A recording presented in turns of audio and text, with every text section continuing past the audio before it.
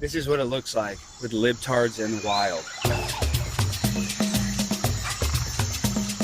They draw with their chalk that they get at their arts and crafts store, and they LARP as some sort of political activist trying to save children. This is what they think matters.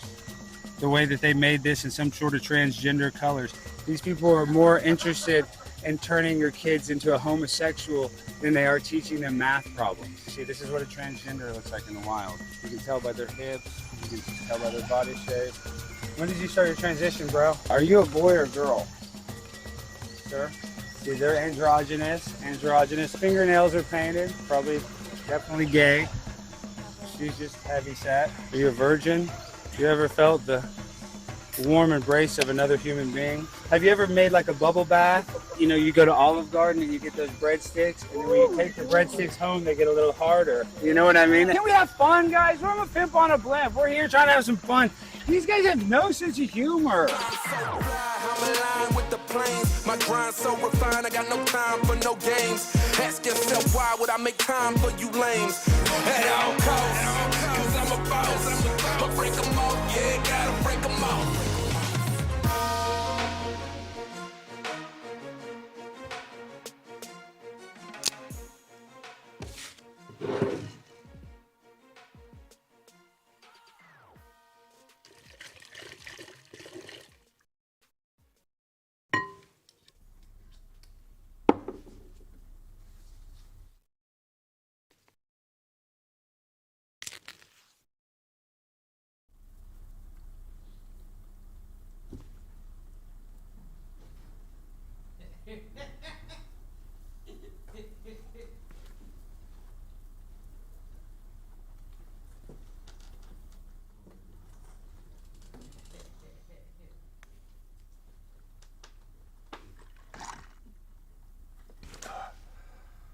Ooh, welcome to the show, guys. It's me, Primetime Alex Stein. Welcome to Primetime with Alex Stein. Just doing my daily show routine.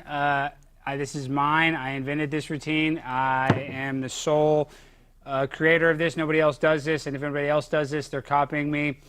With all that being said, let's welcome on our first guest. You know him. He's a young legend in the making, the one, the only, John Doyle. Yeah, are you done with your productivity black guy face routine, or do you want? Why does it matter that he's black? Then wait, why did you have to bring up the color of his skin, John? I think that was just part of it. I don't know. There's a certain like kind of social media influencer that does a lot of like the productivity guru, productivity maxing, stuff like that. And there's also a certain like feminine. What's wrong with productivity? Wait, why are you saying this in a negative way? I'm not. I'm saying productivity guru, the kind of person who thinks they need to sell routines to people, show them how to be more productive. I think that most people I know, and you probably know as well, who are naturally productive, they might have a morning routine in the sense that this is what they do when they get up and they get out, you know, and go about their day. But they don't have 4 hours worth of things like that they do to pretend that they can like hack their way into being more productive if they simply dip their face in ice water or rub various fruits on their faces, things of that nature. So, well, I've been listening to Gary Brucka, and I'm trying to biohack myself. So you're hating on biohacking? I've been taking this methane blue, and it's my pee is green. I believe in that. I believe in whatever you want to do to your body. I just. Well, then why don't you do it? Do you want some Saratoga? Yeah, I would. Thank you. Have a little Saratoga. Do you want to take a hit? You want a hit of the? You're not trying to get jacked? I'm trying to be very careful. You're trying to get jacked, John? I'm trying to be very careful right now. You know, I've been on a 2-year hiatus from the show. Last time I was on the show, I got in trouble for waterboarding your producer. I know. I was banned. I was suspended from Primetime with 99 for I know. Jimmy 2 did years. it. Jimmy suspended you, dude, and that's why, thank God, Jimmy's not here, so we're able to have you on the show. Jimmy's scared of you, John. That's right. That's right. He's actually, I'm not even kidding. I don't want to sit here and trash Jimmy. I love Jimmy. He's scared to death. He looks at John Doyle, and he's like, that guy's going to hurt me. Many such cases, yeah. I sort of have like a very threatening and imposing way about myself that many people fear. He's not Jewish, is he? No, he wishes he was. He'd probably be a lot more successful if that was the case. But that's true. That's true. Speaking of Jews, and we love them. We love everybody. We love my Jewish brothers and sisters. But did you see your favorite Jewish political pundit, Ben Shapiro? I'm glad there's so many. I'm glad you clarified Shapiro. There's so many that I'm fans of. There are. Well, he's your favorite. He's my favorite. Yeah. And you know what? When Ben Shapiro told us to get the vaccine, I got vaccinated. I was like, listen, if Ben's saying to get it, his wife's a doctor, Let's get it on. So thank you, Ben, for helping me, get vaccinated. So I just want to say thank you so much. The heart issues that I have is not related to that whatsoever. It's actually due to climate change. But let's play full screen number 1. This article is very interesting, to say the least. Ben Shapiro wrote an article that nobody asked him to write. Is that a fair assessment? Yeah, you could say that. So he says, this is the title. I can't believe that he put this out because Ben Shapiro is a very smart person, vaccinated, but still smart. Shapiro, does it really matter who shot John F. Kennedy? That's just the headline. I mean, I don't want to read the whole article. I'm one of these guys that just read the headlines. I'm one of those guys. At least I admit it. I don't even know if I want to read any more of this. So just before we even kind of dive into it a little bit more, is he doing this to troll us? Is Ben Shapiro trolling us when he says this? I don't think so. I mean, I'm sure there is some substance to the article, even if you disagree with it from like an editorial perspective. Wait, I had to cut you off. To be fair, listen, I think that people are actually hating on him. Yes, it is annoying that this happened in none of our lifetimes, basically. But still, it is very important. Sorry to cut you off.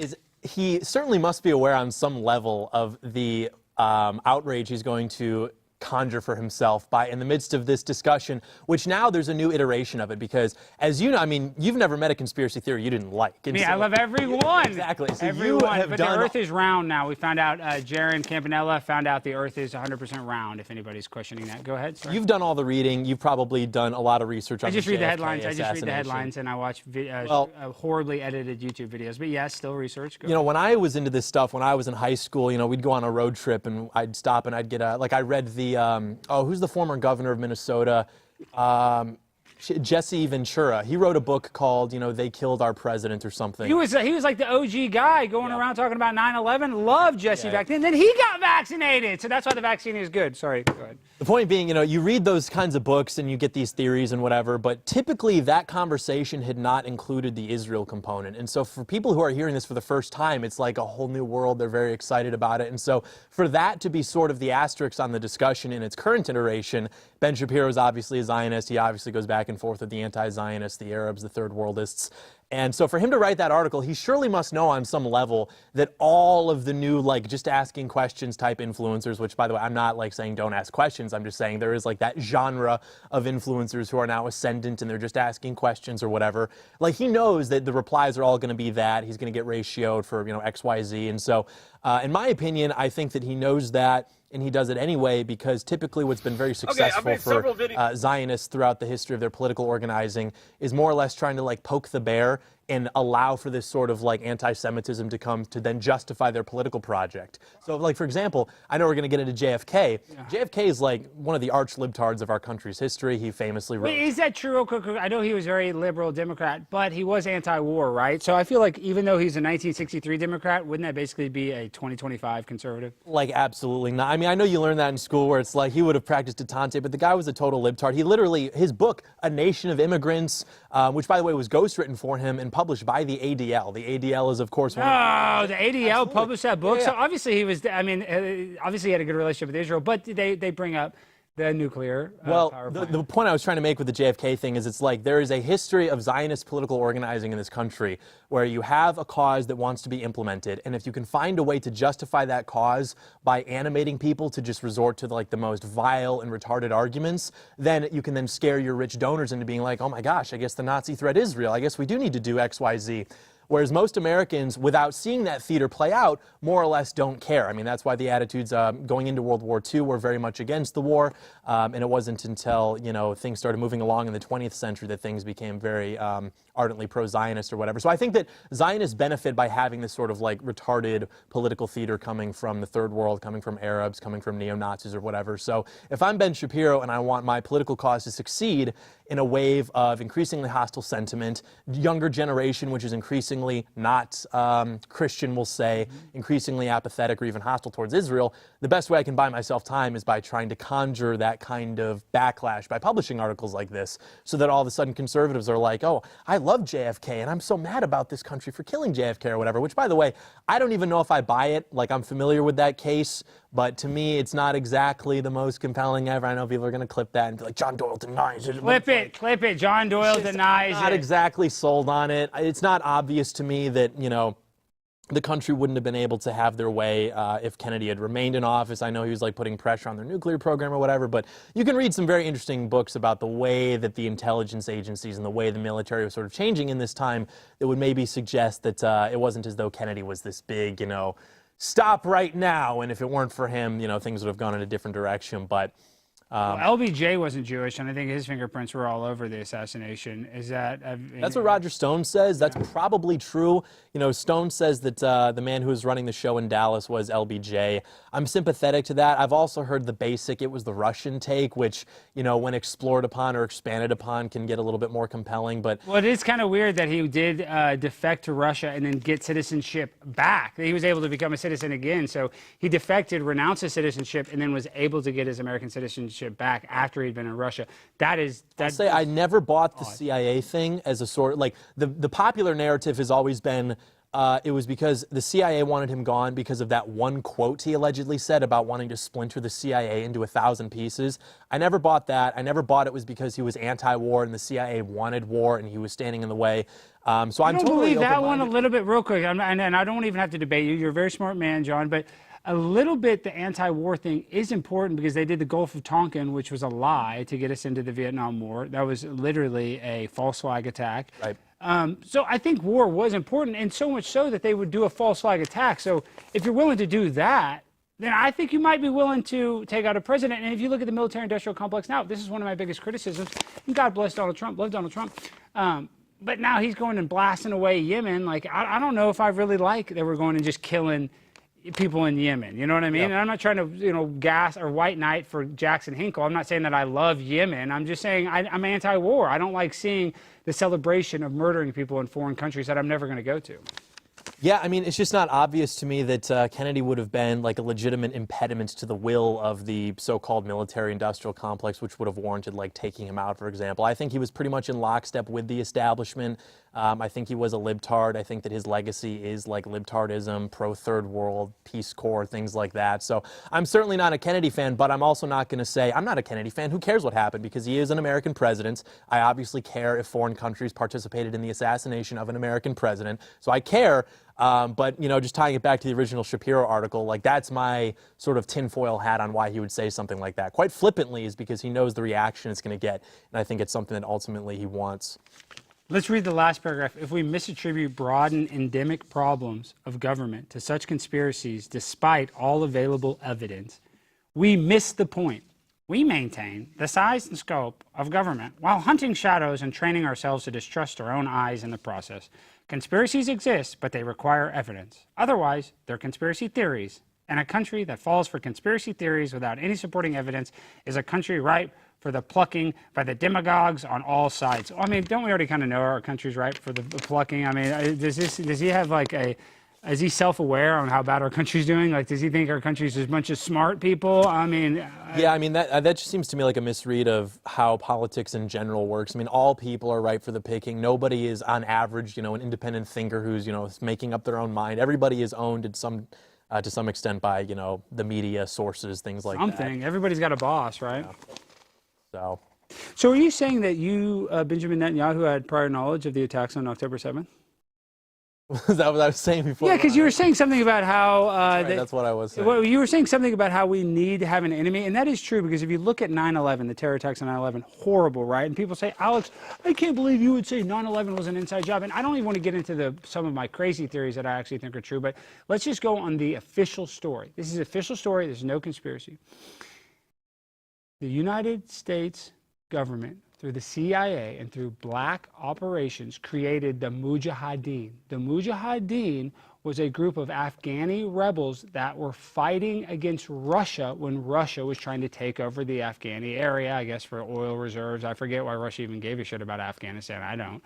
And we armed these rebels. We gave them weapons. And one of these rebels was a guy by the name of Osama bin Laden. So if you just look at the official story, that Osama bin Laden was in direct communication with the CIA before the terror attacks on 9/11. So if they want to tell us, oh, the official story is that the Taliban, ISIS, Al-Qaeda did the terror attacks on September 11th, well, then I think we're directly responsible because we, whether it was on purpose or accidental, we created the modern-day Taliban. Do you agree with that statement? Yeah. I mean, you could trace quite a few different terror organizations back to either the direct action or lack of action of the United States government, military-industrial complex, whatever you want to call it. So yeah, I completely agree. Like, we need a boogeyman, right? I mean, everybody talks, and that's the other thing. You know, gosh, we're going to get in trouble for this episode, but every time I do this show, man, we're going to get in trouble. But I love Israel. I love Israel. We're just asking questions. This is I love Misfit Patriot. He's the best. Why don't I get to do the goofy stuff? I want to go on Alex Stein's show and I want to like rate like top 10 like thickest congresswomen or something. We will get into it's always we're about to get into Jazmine Crockett. Jews, John. We love the Jews. John. We love the Jews. L'chaim. Do not. This is no hate. He's a race. Aren't you literally Jewish, by the way? Your last name? Partially, yeah. I mean, I'm not really because I don't like those guys, but I love those guys. So I would. No, I'm kidding. Pull up my screen, please, Jorge, if you can. So, oh crap! I don't want to say. I think this is okay. So, did you see this U.S. attorney Jessica Aber? How she died under mysterious circumstances? I saw a tweet about that. I didn't look into it further. Well, she had tweeted on November 7th, 2023. After we extradited this defendant from Israel, he pleaded guilty to recruiting and facilitating the illegal entry of Israeli citizens into the United States with fraudulent tourist/visitor visas. This investigation reflected years of hard work by the DOJ, HSI, and DOL. Now, under it says, foreign national pleads guilty to role in immigration fraud and money laundering scheme. In their original post, they don't mention Israel. Then she mentions Israel. Was that smart of her to do that, or should she have just not mentioned that, in your opinion? To mention that Israel was the country that they were immigrating from illegally? That she was arresting an Israeli spy that was doing immigration fraud. Was that smart? Because yeah, I mean, why would you not like include that information? Like, if you just say like a spy, then we're left to assume it was a Russian spy or a Chinese spy. So, yeah. Do you think Benjamin Netanyahu likes that tweet? I mean, no, but I don't think that people, like, it's not obvious to me that, like, the threat of putting out a tweet, for example, saying that we have illegal immigration from Israel is going to get to Netanyahu and he's going to be like, oh, no, shut it down, take her out. Like, whatever you're... What if this is one of their best smugglers? Again, like... What if this is their top... This is the Michael Jordan of Israeli smugglers. You can get any guy into the country. Defend Israel. Yeah, please, Mr. Shapiro, go ahead. I don't want to do this. Just defend them! If you had, like, your top 100 issues... Defend them! If you had like your top 100 issues with the Israeli state, it's not clear to me that one of those would be illegal immigration. Why not? Why not? Why is that not a big deal? I thought we're illegal immigration, Mr. Red Pill. By numbers, that's not coming in from Israel, to my knowledge. It's coming in from, I don't know, all of Latin America, Africa, China, the Middle East. I mean, I guess Israel's in the Middle East. But if you told me like Israelis were pouring over the southern border, that'd be one thing. But again, I haven't heard about this story.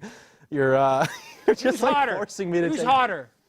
A Jewish woman or a big booty Latina? This is why I hate you. I can't do that. It's like the answer is obviously a Jewish woman. No, it's not! You're just like wrong. You're just wrong. And that's fine. I get it. It's your trademark. Oh, the big booty Latina. It's like just obviously. You would rather marry a Jewish woman or... That's a different question. That is a much different question. Who would you rather breed with? Because if you have listen, if I had a Jewish baby, I would love my Jewish baby. But if I had a little Latino baby, a little gangbanger, dude, that would be sick.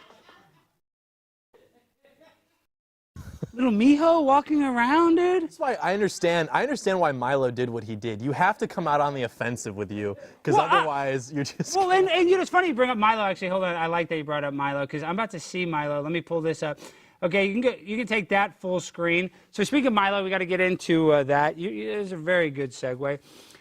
Milo Yiannopoulos, my arch nemesis, has come after me publicly, come after my woman, come after my dead mother, came after my family, came after my job, my place of work. And still, now show me, please. And still, I have no hard feelings against Milo. I think Milo was a legend, a trailblazer. Nobody did it like Milo. I think that he definitely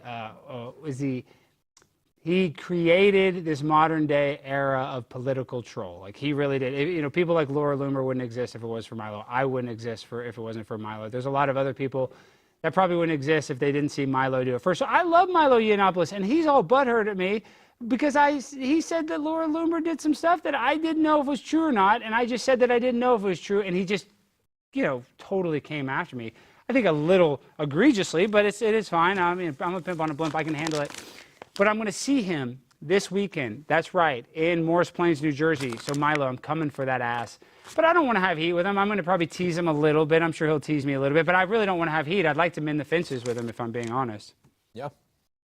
You want to comment? Don't just say, yeah, comment, please. Like, yes, I agree with diplomacy. Extend the olive branch. You were clearly in the wrong. And it was not. That's the funny thing is Milo was 100% of the wrong, but I don't even care because I don't want to have heat with Milo. It just doesn't benefit me. And I like Milo. It's funny. He got mad at me. I didn't do one thing. I'm sure somebody's going to clip this and show this to Milo. Milo's mad because of one tweet that I said that I didn't know if what he said about Laura was true or not. I didn't even call him a liar. He's like, you called me a liar. I didn't call you a liar. All I know is this, is that because of that tweet, now Laura Loomer hates me. Now Milo hates me. And what I was trying to do, well, I was trying to be damn Switzerland in the middle and try to be as diplomatic as possible because I like both people. And now that Milo lost his cat, you see Laura Loomer is supporting him. My boy Tim Pool, my best friend Tim Pool, supporting him. So I don't want to be enemies with the guy. So I'd like to mend the fences. What is the best strategy you think with Milo? Because I need to be nice to him, but I need to give him a little heat too because we need to have a little back and forth. I think we need to have a little sparks need to fly. Just, lead with I statements. Be very open. We don't want to use the word always. You don't want to say, like, you always do that. That's not productive. Why is always a bad overgeneralization? Yeah, it makes the other person feel as though they're just permanently imperfect. That's right. Incapable of restitution. So you definitely want to do that.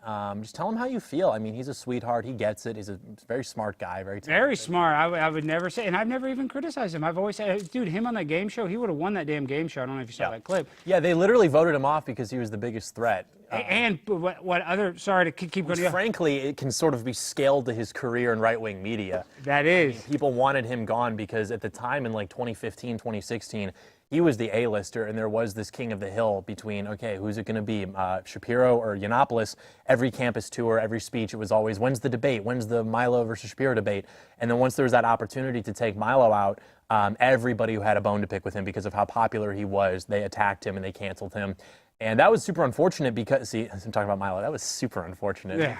Because he was the first sort of like mainstream, maybe alt-mainstream media figure who endorsed Trump. I mean, nobody else took Trump seriously. They maybe entertained him as like, oh, this guy's kind of interesting. But nobody actually endorsed him as a legitimate political figure before Yiannopoulos did. Well, Ann Coulter did too a little bit. Milo maybe even was Milo before, might have been before, but Ann Coulter had that column was huge. He was great. No, Milo was like I said, he was a trailblazer. He was the first to do it. He blazed a trail that people like me and Laura Loomer were able to walk behind. So, yeah, we respect Milo. We love Milo. Do you still think he's a big gay homosexual, though? No. You think he's actually straight? I believe when he says that he's repentant and he's no longer living that lifestyle. Okay. You don't believe that? You can't go ungay, dude. I've sent my producer to like thousands of hours of transition camp. What is it called? Gay conversion therapy. That doesn't convert you, dude. It doesn't. You can't be ungay. Well, it depends. What do you mean by gay? Like, there's a lot of things that could, like, for example, being a homosexual there's a lot more to that than. Okay, real quick. Like now you're going to give me. Now we have to debate because now you're going to give me the gender-sex argument. No, I'm not. Well, you know how they give you that on campus? They're like, what's it ever seen gender and sex? I'm not going to say that. I was going to say that there are a lot of things that make somebody gay, feminine behavior that are separate from the sexual component. Well, see, I disagree. But let's have a quick debate on this.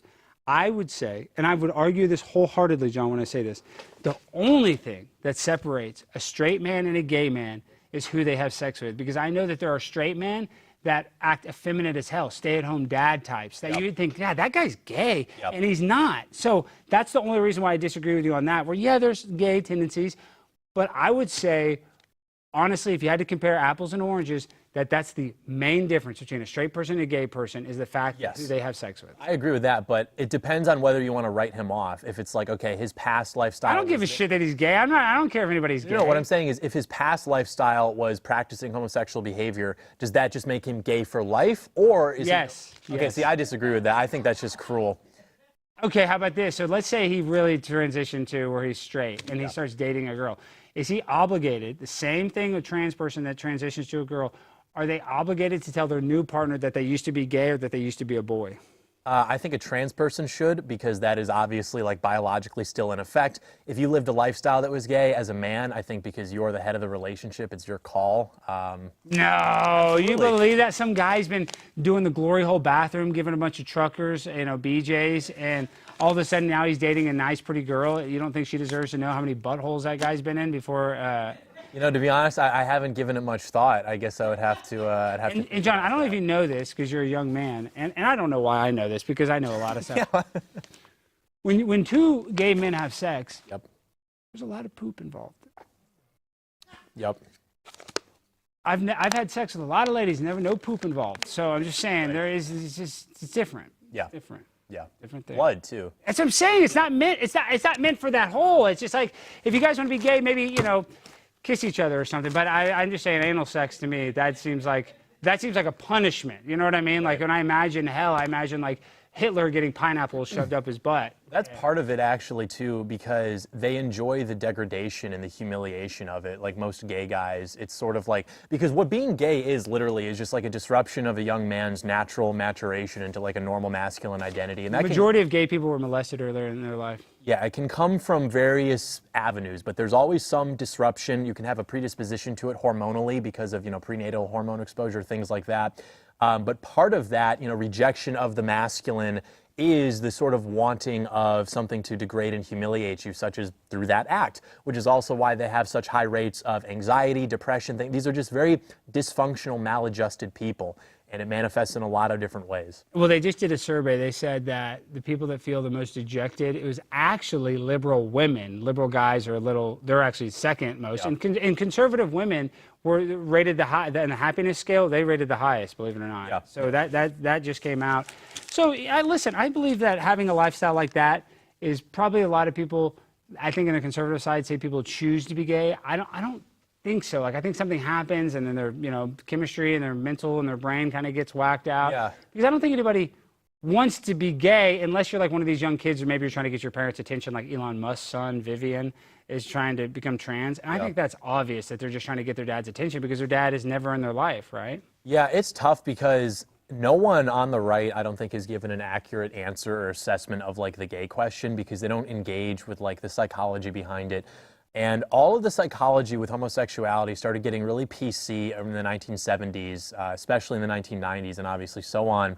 But there hasn't been like a serious discussion as to what causes it. So like I'll see tweets sometimes from mutual friends of ours who will just be like, homosexuality is a choice, repent. And it's like, yes, it is a choice in the sense that you are choosing to do something sinful, as anything that's sinful is, but there is something that causes certain people to manifest that desire that never occurs to other people, and it's not only environmental. I'm not saying there's a gay gene, they've never found that, they've never been able to prove that, but it is true that there are certain factors, like we mentioned with the prenatal hormone exposure, things like that, which do seem to fluoride in the water, more feminine men. For example, if you look at studies of like adult men who are gay, and you survey them, they almost all report when they were kids, they never liked sports. They were always called like sissies by, the other boys. So they were already naturally growing up like more feminine kind of guys. And you could maybe take those guys and, toughen them up a little bit, make them join Boy Scouts, get them involved in sports. But there is this sort of pattern, even with like guys who end up being trans, where already from a very young age, they were wanting to play with girls' toys or dress up like girls. And conservatives would say, well, maybe they've got like a libtard mom who's forcing that on them. That definitely happens. That happens. Look at all these celebrities 100%. that have multiple trans children. 30 years ago, when nobody knew what the fuck this was, that wasn't happening. So that is true. 30 years ago, the sexual indoctrination was not the same as it is today. Just and there's still gay people. Sometimes this just happens, and you get a son who just starts acting weird, and it's your job to spot that, be proactive with it, and what they say is you don't want to punish it. So what happens, and this is, again, the literature that was shelved away, like at the ending of the Raiders of the Lost Ark, because it's too anti-PC. Is this the stuff Hitler burned? No, this is after that, but yes, I mean, I don't know what you're talking about. But I don't know what I'm talking about either. Right. So a lot of conservatives, for example, the idea was, well, if you catch your son and he's playing with girls' toys, you have to like hit him and say, don't do that, and give him a football. Well, I used to get in trouble real quick. I would go to my cousin's house, they had a bunch of Barbies, and their mom would get so mad I would rip the heads off all their Barbies. Yeah, exactly. Yeah. Like I would play with Barbies, but I would play with them like a young sociopath. Yeah, I would destroy them. Yeah. So they'll say you have to punish that behavior, and what that ends up doing is it makes the behavior stop, and so now your kid's 18, he goes off to college, and you're like, whew, that was close. but then he goes to college and he's free and he goes and now he's gay. So you have to find a way to make them disinterested in that behavior, which is not by punishing it, because then it just suppresses it. There is some truth to that. You just simply have to not acknowledge it, not give it attention, but also don't punish it. Simply gravitate their interest towards something else. Remove the feminine toys from their vicinity, things like that. There's a way to scientifically prevent both gay son and thought daughter. I'm going to make a video on that at some point, but... Is there a way, you're telling me that, do you think that you can create a formula where you know that you won't have a whore OnlyFans daughter or a gay son? Gay son I'm much more confident about, because that's a longer process. With women, it's See, scary. wait, what would you rather have, OnlyFans daughter or a gay son? Somebody asked me that. Definitely OnlyFans daughter, dude. Yeah, me too. Again, women can read the wrong book or listen to the wrong podcast and they just go off the reservation. If you have a son that turns out, I mean, you're talking about like a decade of just like negligence. And it's a hard life though when you're gay too, you know? It's just, yeah. It's a hard life as an OnlyFans woman, but at least you get paid. I don't know, you're probably gonna have some simp boyfriend to help take care of you. It seems like all those OnlyFans whores do. You can pretend to be a Christian and all the conservatives will platform. Michael Knowles, I have you right on. Ben Shapiro, I have you right on. We love Ben Shapiro. We love you, Michael Knowles. So listen, when it comes to this gay stuff, I look at people that don't like you that I think unfairly gets accused. They say this guy, have you ever heard of Nicholas Fuentes? Yes.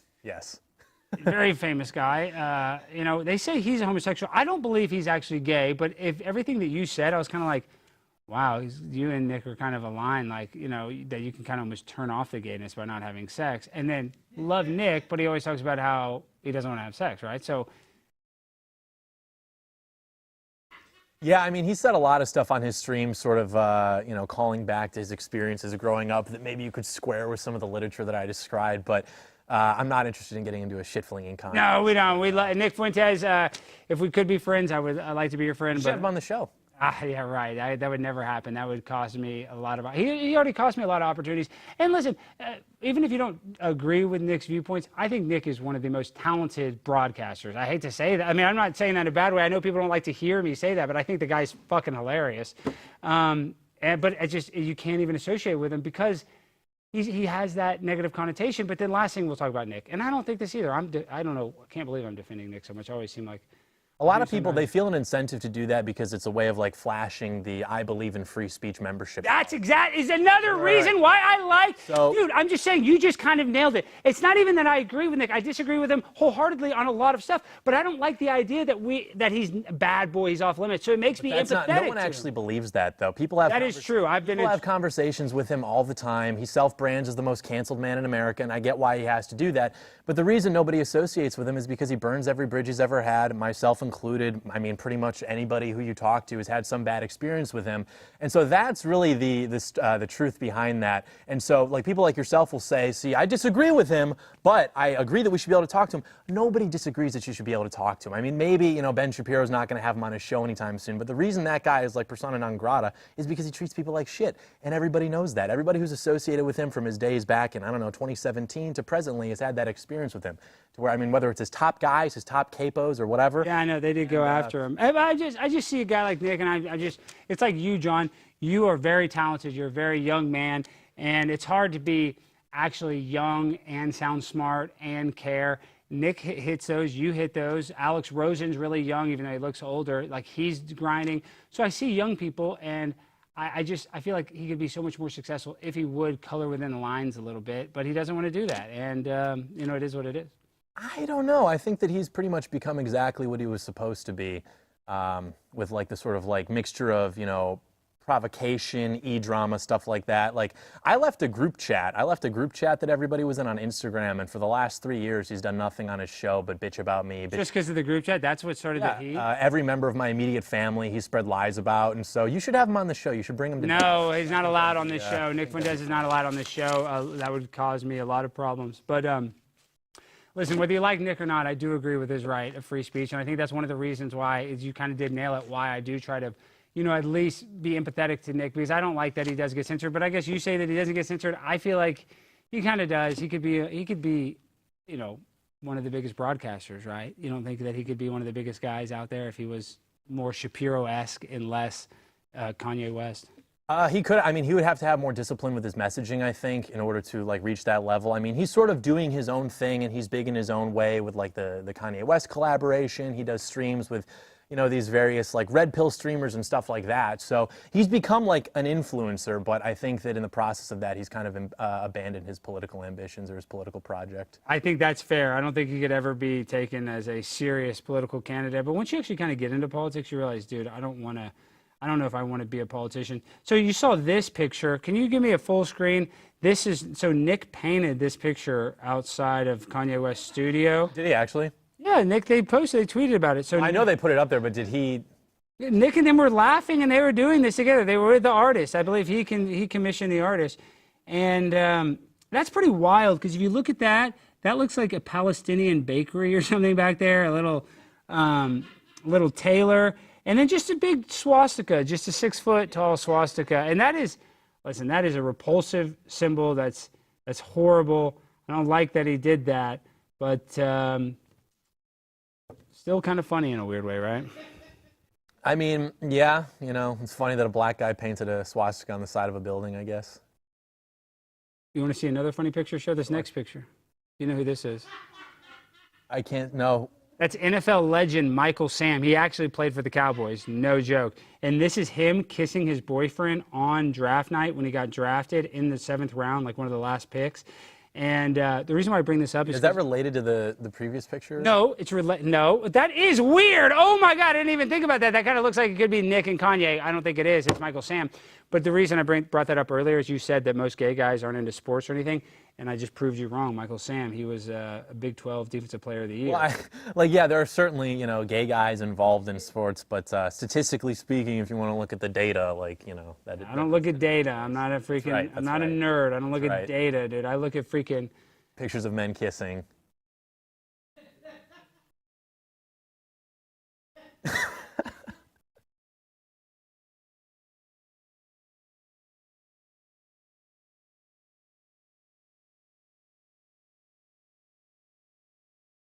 How does that make you feel?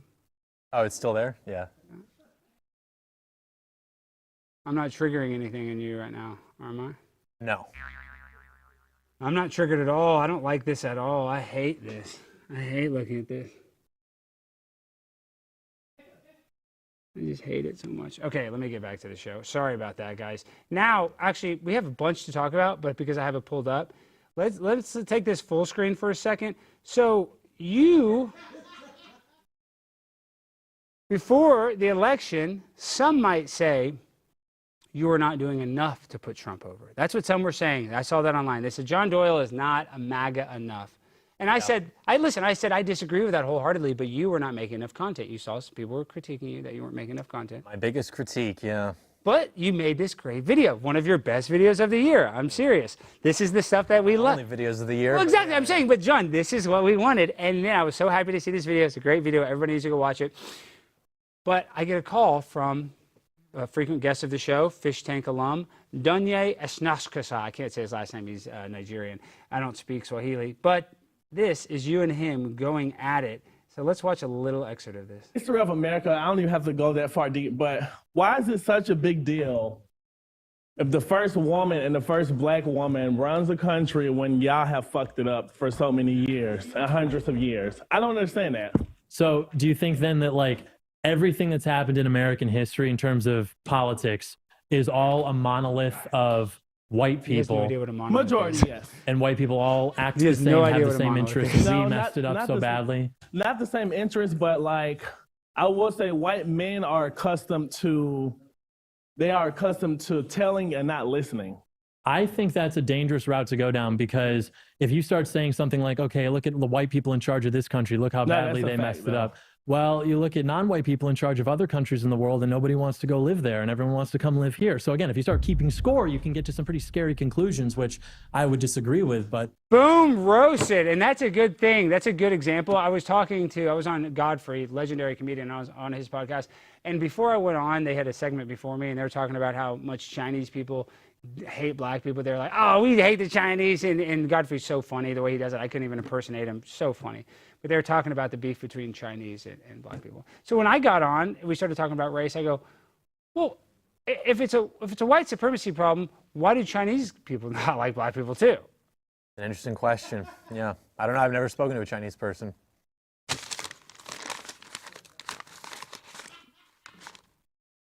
Everybody in your was life? experiencing Never one Chinese person? You're lying. I don't think so. Have you ever had Chinese food? Once. I'm about to fucking dunk my face in some water. What are you doing?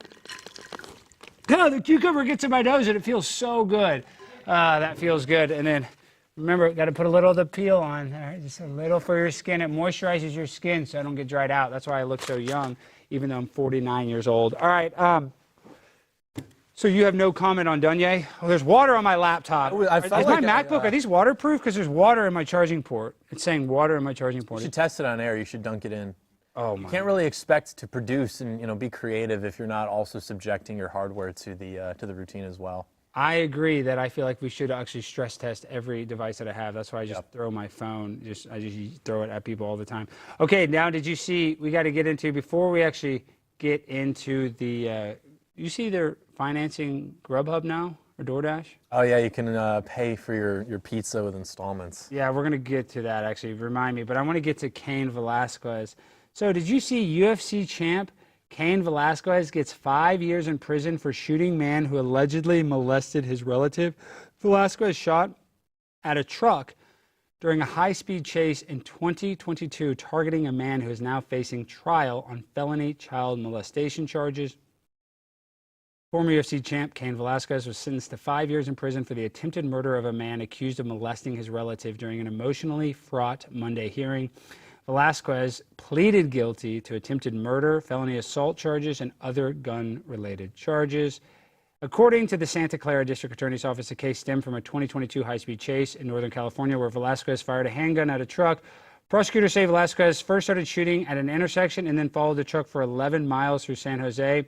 There were 3 people in the truck at the time, but Velasquez was targeting 46-year-old Harry Goulart, who was accused of molesting Velasquez's relative. It was Goulart's stepfather who was shot in the incident, the district attorney's office said. So Goulart is currently awaiting trial on felony child molestation charges and has denied the allegation. Now, the reason why I want to bring this up is, of course, I'm empathetic, not to the pedophile, but to the shooter. If somebody harmed or sexually abused any of my family members, I think that I would be right in going there and shooting them. Personally, I mean, I know that we're on YouTube, don't shoot anybody, we're anti-gun, yada, yada, yada. But I don't think Cain Velasquez is crazy for wanting to do that and having that urge. But all the people calling for him to be released, and I tend to agree, the stepfather didn't molest his niece, right? And they got shot. So what isn't this kind of some sort of moral conundrum in what to do in this case? Like, what is your opinion of it? You're a very smart young man, John. Yeah, I mean, I don't think that someone who didn't perpetrate the crime should be shot. I agree with you that, as a man, especially in America, you should have a right to kind of do that. And I understand, the whole idea of the justice system is to sort of control for those, high stakes emotions. But nobody trusts the justice system in doing the job or getting revenge. And I think this was even in Texas for a while. There was a legal defense that was something. It was called something that was literally just like, the he deserved to die defense. And you could invoke that if you were being prosecuted for first degree or second degree murder. Say, somebody molested your child and you just took care of it, and now you're being charged with murder. You can invoke that as defense. It's like, look, Your Honor, I have a clean record. I am an upstanding citizen, but this person did this. I can prove they did this. They simply needed to die. I don't think that's the case anymore. Maybe that was never even the case, but that's sort of like murmur. Well, there were cases too where that if you shot your wife, if you walked in on your wife cheating, yes, yep. And if you shot her if you went to your car and got a gun, that could be premeditated. But if you had a gun on you, you saw that and you shot him, you could actually, you could theoretically get a much lesser charge. Yeah, and I tend to agree with you there, where it's like you talk about the war on masculinity and war on boys. A lot of typical male behavior is now illegal. You don't really have protection over your family like that. Like if somebody assaults my family or they assault my child, they molest my child, and now the only thing that's standing between me and the person, and I understand that it has to be this way because you can get these things wrong, maybe as is the the case. Unless you're fully libertarian, then you kind of But your line of thought makes sense. If you're a libertarian, then you should be able to go do that, right? Yeah, if you walk in, for example, on somebody, that's sleeping with your wife or molesting your child, I believe that you should have the right as a man to defend, protect your family. And the fact that, you could be prosecuted for that because, you should have called the cops or something. I think that's just domestication, that's feminization. Get a social worker, things like that. But again, I understand there can't be a blanket repeal of that, total anarchy, especially with the population we have now. They're a little, gun crazy. It would probably do more harm than good. So Well, I love the guns. We need more guns. I think that would actually make us safer. Do we have an ad read, Brandon? No, not today. Okay, gosh, we can't. No doubt about it, because this show is going to be very controversial. So I don't blame the sponsors for not wanting to be involved. But we went over Milo. We don't need to go over that. Now we have to go over two things. So what are your thoughts on Jack Doherty? Have you ever heard of Jack Doherty? Yeah, the Twitter founder. No, that's not the Twitter. That's Jack. It's not that guy we're talking about. Hold on. Wait, what's that guy? Jack. It's just Jack, right? What is it? Jack. That's just Jack is his name. And then this. Jack Doherty, he's like that little 19-year-old twink influencer. Yes, kid. this is him right here. He's definitely a twink. And his brother is gay. With his girlfriend, McKinley Richardson, after argument about her waking up late. Guys, notice anything? Is anyone home? Hello? I'm alone. This kid's a multimillionaire, and he does OnlyFans, and he pimps out young girls to become OnlyFans models. And he supposedly grooms them before they're 18 and kind of gets them ready to launch right when they're of legal age. Okay, so we don't need to watch all this. We need to watch the fight. Oh my gosh. I thought this clip Jack had... Doherty crashes out after she called the cops on him and accused her for being a gold digger. Guys, look. Me and McKinley just broke up. The cops are outside of my house right now. Now the cops I'm come in. furious. I'm so fucking angry. Oh, hold on. For my business. Like, Where are the cops? Where are the cops? Dan is a long-ass clip. I had the most going on for myself, and fuck that stupid bitch too, her friend. Who the fuck is this bitch? Who is this evil fucking friend in her life? I've never met this bitch ever, but she pops out to fucking help her move out of my house. Fuck this bitch. Put a hit on her. Okay, do not do that. We do not say that. That's in Minecraft. Okay, let's take that down. I did not know he was about to say that. So do you have any sympathy for Jack Doherty getting dumped by his girlfriend? Because I hate to say it, but Jack, I got zero sympathy, dude. You're probably better off without her, honestly. Like, you know, they're both toxic as hell. If I'm just watching from the outside, she's calling the cops. They can't even break up without the cops getting involved. So I think he's better off single. What do you think? Yeah, I'm very much of the opinion that water tends to seek its own level. I think that people kind of find who they're supposed to be with, not in the sense that, like, you know, there's the one, it's fate, but people who are of like a certain quality and a certain temperament, I think they tend to match up with people who are their equal. And so that's why, you know, you always hear these stories about, oh, I'm an abusive boyfriend, abusive girlfriend. It's like these people are usually pieces of shit themselves. Yeah, they're both a piece of shit. Okay, now, so Jack Doherty, dumper. I know she's an attractive young woman, but dude, you're like a twink. Like, you know, I mean, whatever. Just go find a new girlfriend. Now, Jazmine Crockett is in hot water for making fun of our disabled governor and calling him Mr. Hot Wheels. So, and that's a joke that I've accidentally made before. So let's watch her make it. We in these hot ass Texas, because we in these hot ass Texas streets, honey. Y'all know we got Governor Hot Wheels down there. Come on now. And the only thing hot about him is that he is a hot ass mess, honey. So yes. On a scale of 1 to 10, how much did you want to say the N-word while watching that? 0. I don't even know what word you're referring to.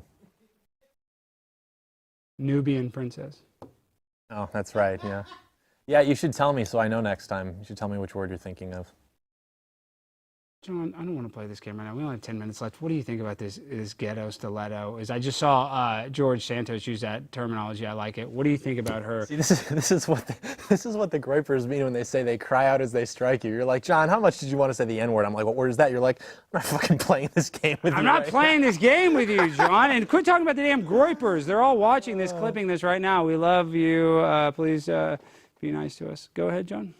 Yeah, I mean, I don't know what you want me to say, man. Just the degradation of our standard of statesman. I mean, do you want me to intellectualize that we have like this stupid... Yes, intellectualize her. Is she ghetto? Is she not ghetto? Obviously, yes, she's ghetto. She knows she can get away with it now. What about the idea that she's fake ghetto and that she actually came from an affluent family and now she's code switching and a lot of this is an act? Does that make her worse for acting like this instead of going to Congress and acting like a stateswoman or statesman. The thing is, though, they all, They all, damn, dude, let's not. They all kind of do that, though. Like, black Americans do not disavow their lower classes the way that white Americans do. Well, I think that actually is a good thing, though. I think that's actually good. White Americans use the phrase white trash. We don't associate with people who are considered, white trash, other I'm white stuff trash. like that. I'm white, Black Americans don't do that. When black Americans become successful, they actually try to mimic and embody the traits of the lower classes, even if they're not a part of it, even if they grew up completely separate from that. I saw this where I went to high school. It was a very nice area, and there were black kids I went to school with who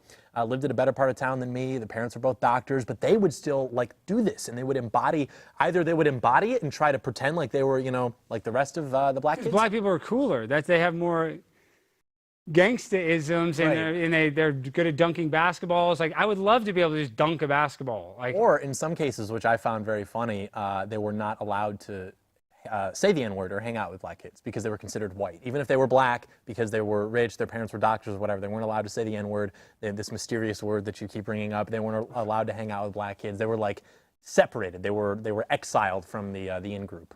Some would say sheltered or protected, but I don't agree with that. I just think with Jazmine Crockett, this is what I don't like about Jazmine.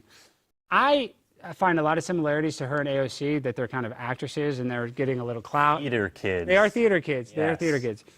But this is what I do like about Jazmine and AOC. They're both nut jobs, but I do believe that they are passionate for the causes in which they quote unquote stand up for. I do think she is actually libtarded. I do think that she wants illegal immigrants to come here. I do think she wants afterbirth abortion.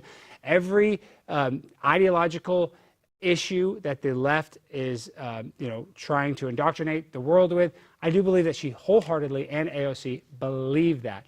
But what makes me mad about Jazmine Crockett, and you find out that she grew up in an affluent background, went to law school, was an attorney. There's clips of her when she was a state representative in the state of Texas down in Austin, and she's talking differently.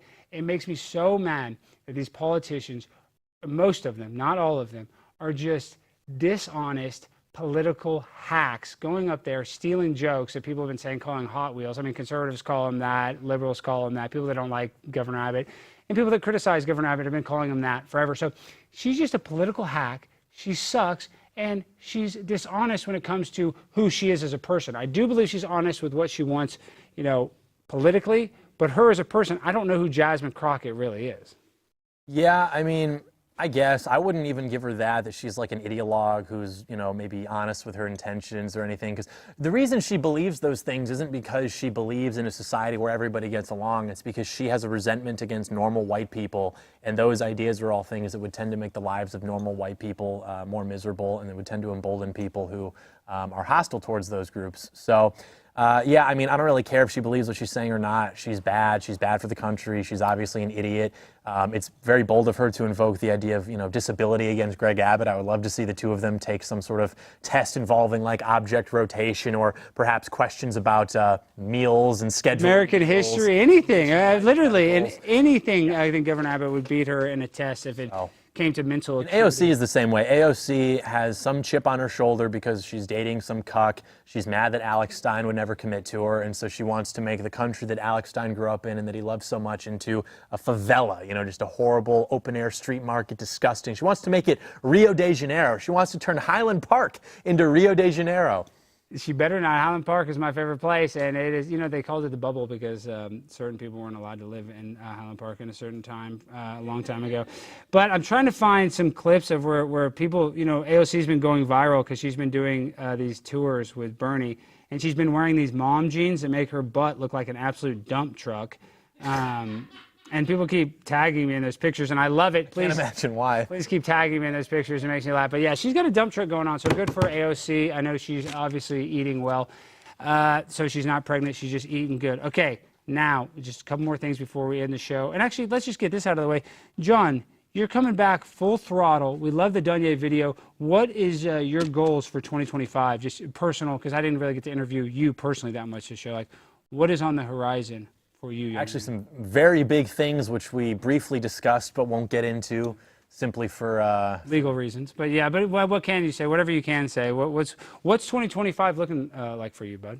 Dude, I'll say a year ago, I was thinking it was maybe over. You know, we were looking at the state of the country. You told me this. You were like, dude, I'm kind of getting tired of this political. You said that to me. Now, a year later, like both politically, professionally, personally, we are like very back in a way that is, I still haven't come down from. I got some awesome news a few weeks ago, and I still haven't come down from that. So we're very excited about 2025. In terms of like professional, personal projects, I don't really want to get too much into that because I sort of have a problem with consistent posting and things of that nature. So I won't make any. That's your biggest criticism, John, right? Is that you don't post enough, which is a good. I mean, yeah, it's a good problem to have. It's a good problem to have. Yeah. So no, we're doing very well. We're very excited for the future, and we can say that again in Trump's America. So we can, and the future is bright. I just could not imagine. I close my eyes and think, could you imagine if Kamala Harris was the freaking president right now?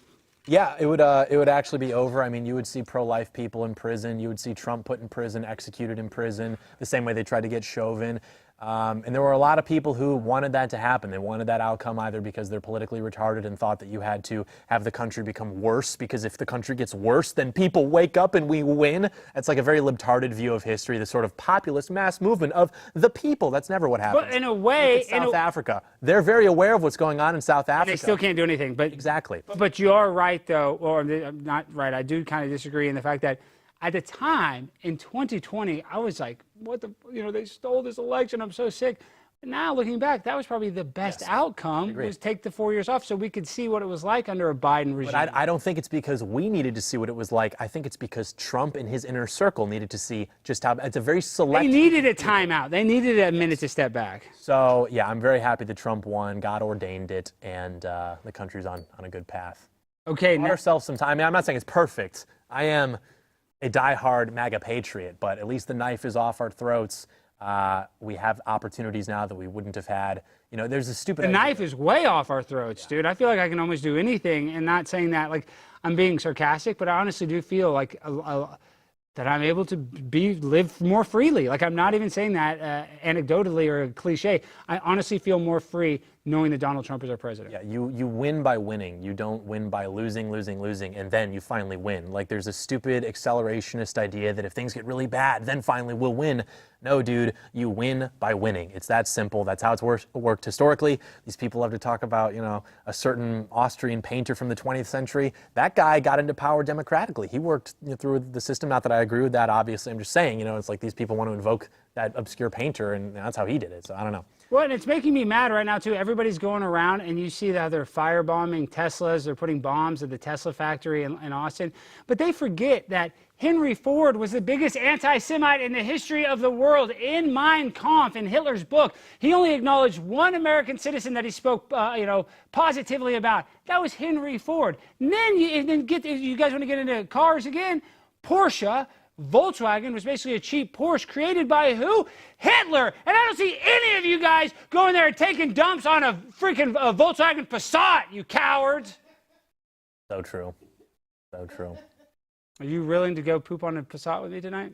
Probably not. Hashtag poop on a Passat, get it trending. I want every person out there, if you're Jewish, it's better, to go poop on a person's Passat. And it doesn't have to be human poop. It can be dog poop. It can be baby poop. If you have access to poop, email me and we can distribute this poop, and then we can distribute it on as many Passats as possible, because we're not going to let Hitler win. Because they call Elon Musk a Nazi, but believe it or not, Hitler actually was one.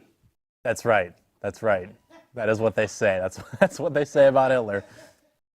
There's no conspiracy that he wasn't actually a Nazi, right? Well, dude, if you get really into this stuff, some people think that he was controlled opposition specifically to lose the war and empower, non-right-wing governments throughout the world. That is. What about this conspiracy that he didn't die, that he went to Venezuela, he's got a bunch of Venezuelan babies, and now they are storming our border, and today is a modern-day World War III because we have a bunch of Nazi babies invading our country. That's an interesting one. I'll have to look into that. Please, and it is. Everything I said is a fact. And remember, everything that we said on the show tonight is for entertainment purposes only, and we're talking about a scenario in which we are in a video game called Minecraft. Okay, now we got one last thing to react to.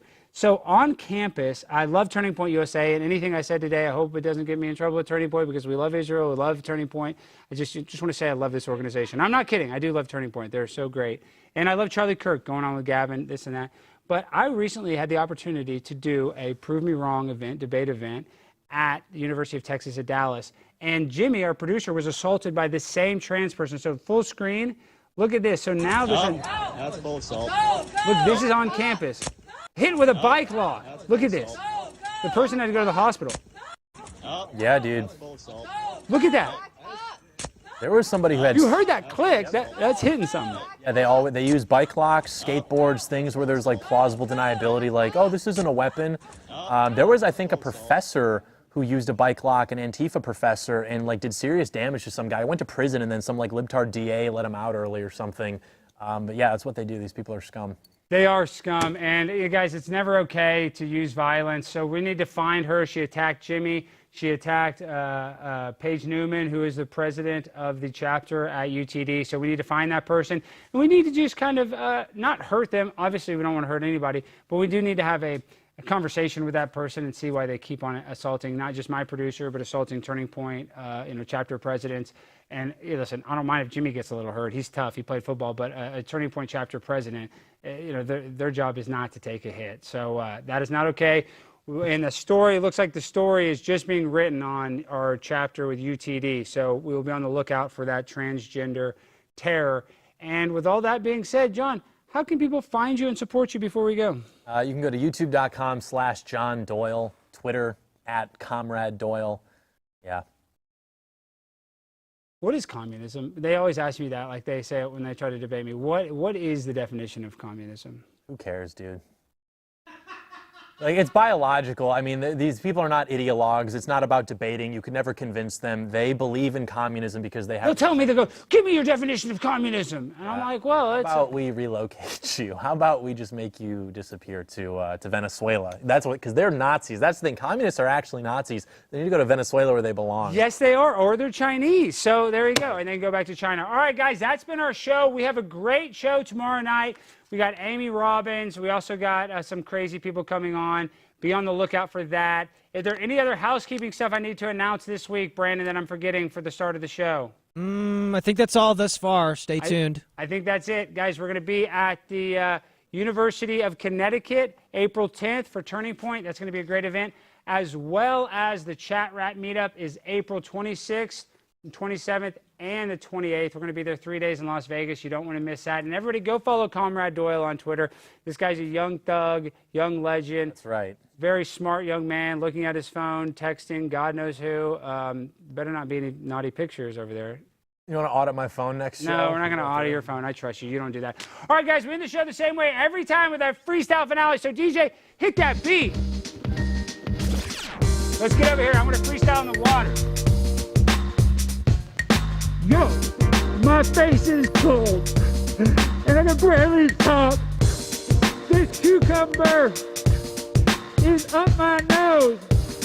This water is on my clothes. Yes, I do this for the hoes. Yes, I do it for my bros. Yes, I like to pose. And I hit up the hose because I drink Saratoga. Oh, crap. Man, this is that sparkly stuff, guys. This is how we do it. Pimp on a blam. This is what champions drink. Hit that like button. Hit that subscribe button. Peace. Good night.